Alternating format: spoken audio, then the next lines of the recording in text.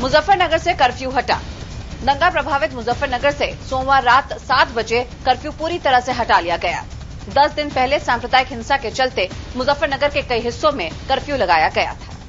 प्रशासन के मुताबिक इलाके में हालात माकूल और शांतिपूर्ण हैं और वीवीआईपी लोगों के दौरे हो रहे हैं। हालांकि रात की निगरानी अभी भी जारी रहेगी और सेना को वापस भेजने का फैसला भी जल्द लिया जाएगा। वहीं अलग अलग राहत शिविरों और दूसरे गाँवों में शरण लिए हुए हजारों लोग अभी भी अपने घर जाने को तैयार नहीं हैं। दंगों पर बोले सीएम। उत्तर प्रदेश के मुख्यमंत्री अखिलेश यादव पहली बार खुलकर दंगों पर बोले हैं। IBN7 से खास बातचीत में अखिलेश यादव ने कहा कि दंगों के दोषियों को कड़ी से कड़ी सजा दी जाएगी। प्राथमिकता सरकार की यह है कि सुरक्षा और शांति और भरोसा लोगों का वापस लौटे। उसके लिए सरकार ठोस कदम भी उठाएगी। जो लोगों ने कानून व्यवस्था को हाथ में लिया है, इस तरह का माहौल पैदा किया, उनके खिलाफ कड़ी से कड़ी कार्रवाई होगी। आजम पर चुप्पी।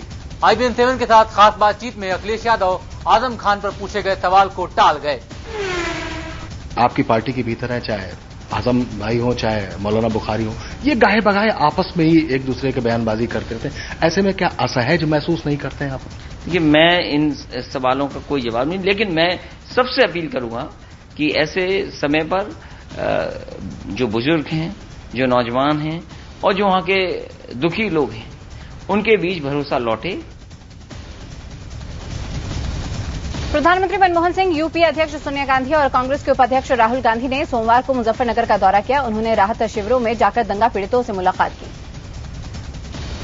मनमोहन सिंह और सोनिया गांधी सबसे पहले बसीकाला गांव पहुंचे और लोगों का हाल जाना। सोनिया गांधी सुरक्षा घेरा तोड़कर दंगा पीड़ितों से मिली और उनका दुख दर्द साझा किया। तीनों नेताओं ने मुजफ्फरनगर में कई राहत शिविरों का जायजा लिया। पीएम और सोनिया के दौरे को देखते हुए कड़े सुरक्षा इंतजाम किए गए। प्रधानमंत्री मनमोहन सिंह ने कहा कि सांप्रदायिक हिंसा भड़काने के जिम्मेदार लोगों को नहीं बख्शा जाएगा। पीएम ने कहा कि दोषियों को सख्त सजा दी जाएगी। पीड़ितों से मुलाकात के बाद पीएम ने कहा कि वो उन्हें दोबारा बसाने और इंसाफ दिलाने में पूरी मदद करेंगे। उन्होंने अपील की कि राज्य सरकार लोगों को सुरक्षा मुहैया कराए। मुजफ्फरनगर हिंसा में अब तक 40 से ज्यादा लोग मारे जा चुके हैं, जबकि हजारों लोग डर के मारे अपना घर बार छोड़कर राहत शिविरों में शरण लिए हुए हैं। पीएम ने दंगाइयों की गोली के शिकार हुए IBN7 के पत्रकार राजेश वर्मा के परिवार को 10 लाख के मुआवजे का ऐलान किया। साथ ही उनकी पत्नी को नौकरी दिलाने का वादा किया। पीएम के साथ सोनिया गांधी और राहुल गांधी ने भी राजेश वर्मा के परिजनों से मुलाकात की। राजेश के घर वालों से मिलने के बाद सोनिया भावुक हो गई। मुजफ्फरनगर दंगों को लेकर उत्तर प्रदेश विधानसभा में विपक्षी दलों ने जमकर हंगामा किया। बीएसपी ने कहा कि पूरा प्रदेश जल रहा है और राज्य सरकार तमाशा देख रही है। बीएसपी ने आरोप लगाया कि मुजफ्फरनगर दंगों के पीछे समाजवादी पार्टी और बीजेपी की मिलीभगत है। वहीं बीजेपी ने इसके लिए कांग्रेस और एसपी को जिम्मेदार ठहराया। मुजफ्फरनगर दंगों में आरोपी विधायकों की विधानसभा में मौजूदगी से अखिलेश सरकार की मंशा पर सवाल खड़े हो गए हैं। इस पर भी विपक्ष ने जमकर बवाल काटा। भड़काऊ भाषण देने के आरोपी 2 बीजेपी विधायक हुकुम सिंह और सुरेश राणा सोमवार को विधानसभा में नजर आए। पुलिस ने दोनों के खिलाफ संगीन धाराओं में केस दर्ज किया है। अखिलेश सरकार के गद्दावर नेता आजम खान ने कहा है कि नेताओं को विधानसभा में गिरफ्तार नहीं किया जा सकता। आजम ने कहा कि जब तलाशी होती है तो चूहे भिल में घुस जाते हैं। विपक्षी दलों ने दंगा रोकने में नाकाम रहने पर मुख्यमंत्री अखिलेश यादव का इस्तीफा मांगा। कांग्रेस ने कहा कि यह दंगा सरकार प्रायोजित था। कांग्रेस ने बीजेपी पर निशाना साधते हुए आरोप लगाया कि जब से अमित शाह को यूपी बीजेपी का प्रभारी बनाया गया है, तभी से सूबे में ध्रुवीकरण तेज हो गया है। मुजफ्फरनगर में सांप्रदायिक दंगों के बाद मुस्लिम नेताओं ने पीएम मनमोहन सिंह से मुलाकात की और उनसे सांप्रदायिक हिंसा बिल को जल्द पास करवाने की गुजारिश की। तमाम हंगामे के बीच यूपी सरकार ने विधानसभा में यूपी सीरियल धमाकों की रिपोर्ट पेश की। रिपोर्ट में तारिक और खालिद की गिरफ्तारी पर सवाल उठाए गए। नाबालिग के यौन शोषण के आरोप में जेल में बंद आसाराम को 30 सितंबर तक के लिए न्यायिक हिरासत में भेज दिया गया है। जोधपुर की अदालत में आसाराम के वकीलों ने कहा कि उन्हें नसों की बीमारी है, लेकिन अदालत ने दलीलों को खारिज करते हुए आसाराम को जेल भेज दिया। आसाराम के सेवादार शिवा को भी जमानत नहीं मिल पाई। शिवा पर पीड़ित लड़की को आसाराम तक पहुंचाने का आरोप है। आसाराम को हाईकोर्ट से भी राहत नहीं मिल पाई है। राजस्थान हाईकोर्ट ने उनकी जमानत याचिका पर सुनवाई 18 सितंबर तक टाल दी है।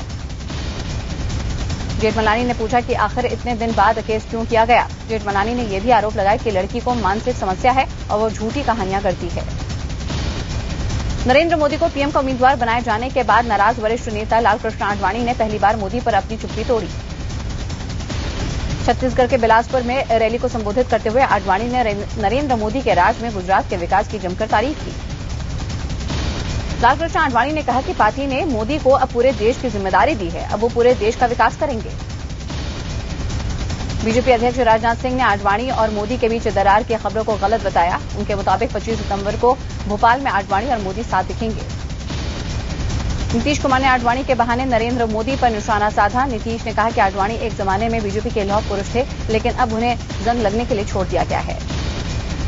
नीतीश ने कहा कि नरेंद्र मोदी सरदार वल्लभ भाई पटेल की प्रतिमा बनवाने के लिए देश भर से लोहा मंगवा रहे हैं। ऐसे में उन्हें अपनी पार्टी के लौह पुरुष का भी सम्मान करना होगा। नीतीश सरकार ने मंत्री गौतम सिंह ने नरेंद्र मोदी की तारीफ की। गौतम के मुताबिक मोदी ने रेवाड़ी में जो भाषण दिया वो बिल्कुल सही है और पूरा देश उनके साथ है। मशहूर लेखक अमिताभ घोष ने भी नरेंद्र मोदी के खिलाफ मोर्चा खोल दिया है। CNN IBN से खास बातचीत में घोष ने कहा कि वो गुजरात दंगों में मोदी को जिम्मेदार मानते हैं। अमिताभ घोष ने कहा कि ऐसे व्यक्ति का देश का प्रधानमंत्री बनना दुर्भाग्यपूर्ण होगा। उन्होंने कहा कि हिंदू राष्ट्रवाद की राजनीति हिंदू धर्म को नुकसान पहुंचा रही है। बीजेपी की तरफ से पीएम पद का उम्मीदवार बनने के बाद मोदी आज पहला जन्मदिन मनाएंगे। मोदी का ये 64वां जन्मदिन है। गुजरात के जामनगर में मोदी की तस्वीरों वाले खास पेड़े बनाए गए हैं। तस्वीर के अलावा पेड़े में मोदी के पीएम बनने की कामना भी की गई है। मोदी के जन्मदिन के मौके पर बीजेपी आज से दिल्ली विधानसभा चुनाव के लिए प्रचार अभियान की शुरुआत कर रही है। पार्टी अध्यक्ष राजनाथ सिंह आज तालकटोरा स्टेडियम में रैली को संबोधित करेंगे। जेडीयू अध्यक्ष शरद यादव को गाजियाबाद में यूपी पुलिस ने एहतियातन हिरासत में लिया है। यादव आरक्षण के मुद्दे पर एक बैठक में हिस्सा लेने इलाहाबाद जा रहे थे। कर्नाटक हाईकोर्ट ने मशहूर कारोबारी विजय माल्या को मंगलवार को तलब किया है। किंगफिशर एयरलाइंस को कर्ज देने वाली कंपनियों ने एक याचिका दायर की है। अभिनेत्री प्रीति जिंटा को बॉम्बे हाईकोर्ट से बड़ी राहत मिली है। चेक बाउंस मामले में जारी गैर जमानती वारंट की तामील पर कोर्ट ने 2 हफ्ते की रोक लगा दी है। दिल्ली एनसीआर में डेंगू का कहर बढ़ता जा रहा है। बीते हफ्ते दक्षिणी दिल्ली के एक प्राइवेट अस्पताल में 2 लोगों की डेंगू से मौत हो गई। हालांकि एमसीडी इसे मानने को तैयार नहीं, लेकिन सितंबर महीने में ही डेंगू के 119 मामलों ने एमसीडी की चिंता बढ़ा दी है। एनसीआर में एक्स्ट्रा बेड लगाने पड़े हैं। उधर चंडीगढ़ के पीजीआई अस्पताल में डेंगू से 2 लोगों की मौत हो गई। मरने वालों में मोहाली से 22 साल की एक लड़की और पटियाला से 60 साल के एक पुरुष हैं। जेएनयू छात्र संघ चुनाव में अल्ट्रा लेफ्ट छात्र संघ ऑल इंडिया स्टूडेंट्स एसोसिएशन यानी कि आइसा ने चारों पद पर अपना कब्जा जमाया। राजस्थान के अलवर में खनन माफिया के गुर्गों ने पुलिस टीम पर हमला किया। इस हमले में एक आईपीएस अफसर समेत 9 पुलिसकर्मियों को चोट आई। खनन माफिया के खिलाफ कार्रवाई करने गई पुलिस टीम पर भीड़ ने पथराव किया। जवाब में पुलिस ने हवाई फायरिंग की और आंसू गैस के गोले दागे। इस झड़प के बाद पुलिस ने 16 डंपर, 2 ट्रैक्टर और एक कार जब्त कर 5 लोगों को गिरफ्तार किया। दिल्ली में एनआरआई युवक अनमोल की मौत के मामले में पुलिस ने उसके 4 दोस्तों और 2 गार्ड्स को गिरफ्तार किया है। पुलिस के सभी दोस्तों ने ड्रग्स ली हुई थी, ऐसा कहना है।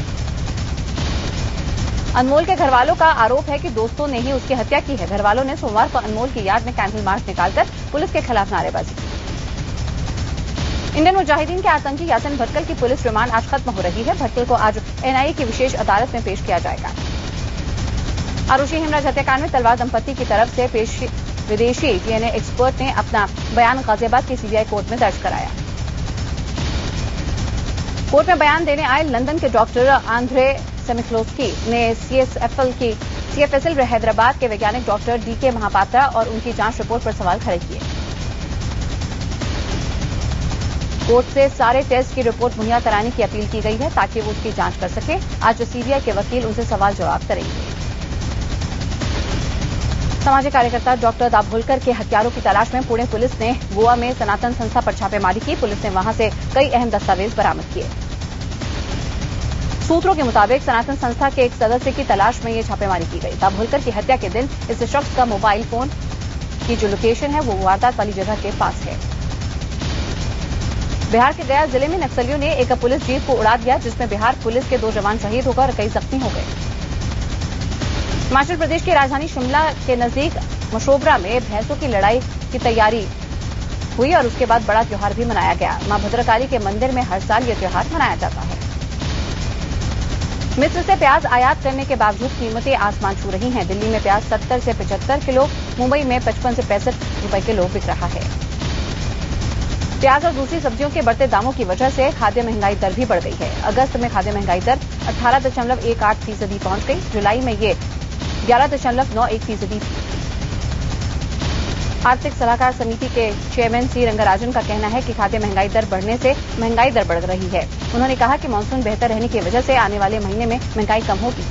सुप्रीम कोर्ट ने केंद्र सरकार से कहा है कि भारतीय अर्थव्यवस्था की हालत इस वक्त बेहद खराब है। पंजाब के मोहाली में आज से चैंपियंस लीग T20 टूर्नामेंट शुरू हो रहा है। इसमें आईपीएल की 4 टीमें समेत दुनिया भर की 12 T20 टीमें हिस्सा लेंगी। पहला मुकाबला फैसलाबाद और ओटागो के बीच होगा। चैंपियंस लीग में भाग लेने आई पाकिस्तान की टीम फैसलाबाद वुल्व्स को चंडीगढ़ का वीजा दे दिया गया है। सिर्फ मोहाली का वीजा होने की वजह से टीम को चंडीगढ़ में होटल छोड़ना पड़ा था। आईपीएल फिक्सिंग मामले में आजीवन प्रतिबंध झेल रहे श्रीशांत ने आरोप लगाया कि दिल्ली पुलिस ने जबरन उनसे फिक्सिंग में शामिल होने की बात मनवाई। उन्होंने बीसीसीआई से वापसी की मदद मांगी है। आईसीसी की एग्जीक्यूटिव कमेटी की 2 दिन तक चलने वाली बैठक सोमवार को दुबई में होगी। बैठक में यूडीआरएस को लेकर चर्चा हो सकती है।